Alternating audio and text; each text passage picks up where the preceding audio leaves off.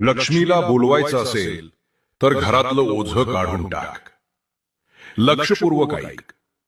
लक्ष्मी ही केवळ सोन्या नाण्याची पैशांची देवी नाही, ती ऊर्जा आहे, ती चैतन्य आहे.